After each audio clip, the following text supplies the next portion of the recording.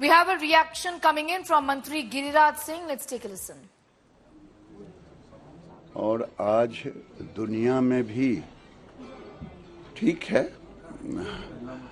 एक अच्छा सेजेबल हम एक्सपोर्ट में भी शेयर है। तो आज प्रथम दिन है। मैं आपको इतना ही कहूँगा कि टेक्सटाइल आने वाले दिन में देश के आकांक्षाओं के अनुरूप प्रधानमंत्री के दिशा निर्देशन में हम सब इसको ले जाने का काम करेंगे, क्योंकि ये किसान से भी जुड़ा हुआ है और अब मैन मेड टेक्सटाइल भी अब दुनिया के अंदर आ गया है। तो मैं समझता हूं कि ये टेक्सटाइल सेक्टर अभी भी और आगे भी एक बहुत बड़ा लोगों को रोजगार देने का अवसर काम करेगा। बस आज इसके सिवा ज्यादा कुछ नहीं।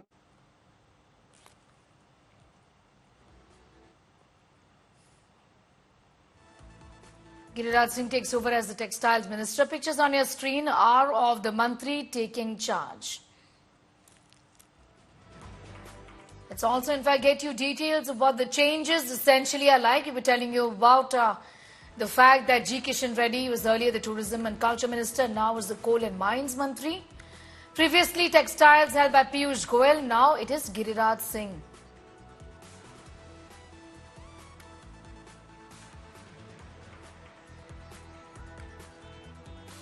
Pictures are of Union Minister Piyush Goyal formally handing over the charge to Giriraj Singh. This is the Textile Ministry that Giriraj Singh is responsible for.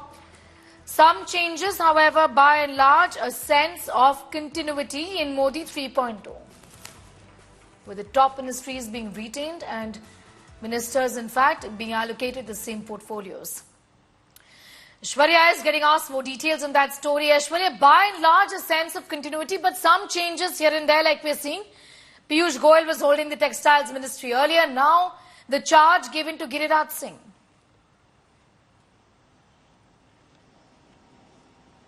Well, Sneha, one of the reasons why we are seeing that some of the ministers have been repeated is because these are the ministers who've performed very well. And on the basis of their work, the Bharatiya Janata Party had gone to the people seeking their votes. Now, if we speak about the Finance Ministry, from Fragile 5, India now stands at the top 5. And this is something which Prime Minister has been speaking about, that from the top 5, the idea now is that in the next 5 years, the Indian economy will be amongst the top 3 economies in the world. So with regards to that, we are seeing a repeat there. When we speak about defense, we have seen how India has been making sure that they give a very clear message both to China and Pakistan. With regards to the standing of India on a global platform, we have seen how the External Affairs Minister has been doing a stellar job. So all those things in mind, keeping all those things in mind, we are seeing a repeat of the ministries, because these actually have been the pillars of Bharatiya Janata Party over the past 10 years. So keeping those things in mind, we are seeing how these ministers have been repeated, and we will see new policies coming in with regards to these ministries just in the next couple of days, Sneha. The next 100-day agenda, all of them have been told not once but repeatedly by Prime Minister Narendra Modi that the moment you take charge of the ministry, you need to get cracking. It's word, get set, go for all the ministers and for the BJP this time. Sneha. You're getting us up to speed with those details as far as big story is concerned. You also spoke about the fact that there is a sense of continuity and hence indicative, really, Aishwarya, of the fact that the Prime Minister is happy with the performance of the top mantris here. Especially, I would think about Nitin Gadkari, the External Affairs Minister as well, Finance Minister Nirmala Sitharaman also continues. So, by and large, as far as the top 4 mantralayas are concerned, Rajnath Singh back as the Defence Minister, there is a sense of continuity.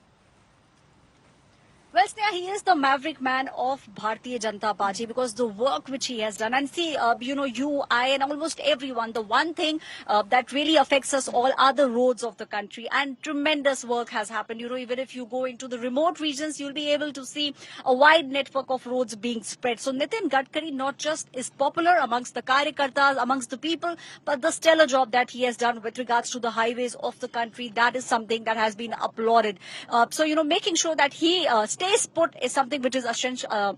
essential for the Bharatiya Janata Party, and the kind of work that the other ministers have done. That also is speaking about the fact that there is continuity, and those who know Prime Minister Narendra Modi also know that when good work is done, then Prime Minister wants to maintain status quo. He likes continuity of sorts.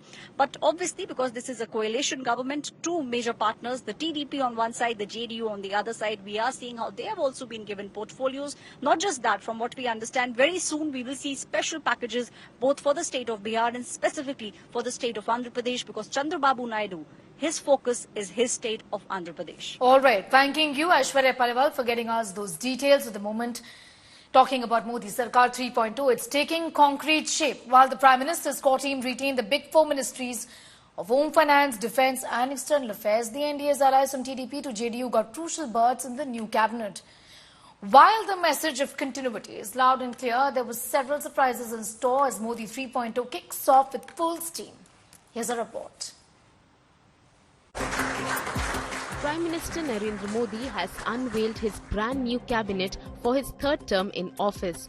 The retention of the top four ministers, Amit Shah for Home, Nirmala Sitharaman for Finance, Rajnath Singh for Defence and S. Jaishankar for External Affairs, reflects Modi's intent to maintain a steady course on key national and international policies.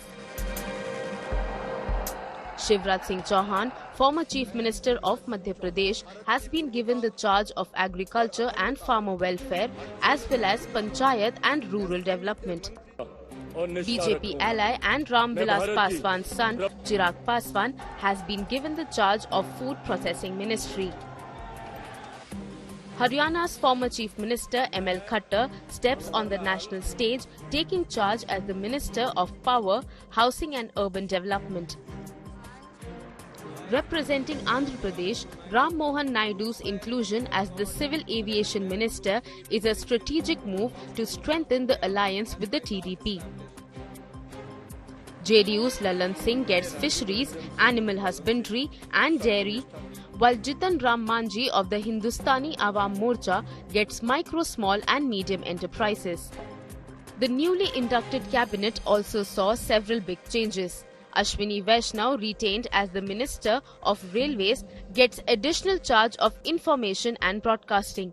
Prahlad Joshi lost parliamentary affairs to Kiran Rijiju and has been given the charge of renewable energy, food and consumer affairs. BJP President JP Nadda returns as Health Minister. Jyotiraditya Scindia gets telecom and development of North-Eastern region. Mansukh Mandavia goes from health to sports. Gajendra Shekhawat loses Jal Shakti to C.R. Patil and now gets culture and tourism.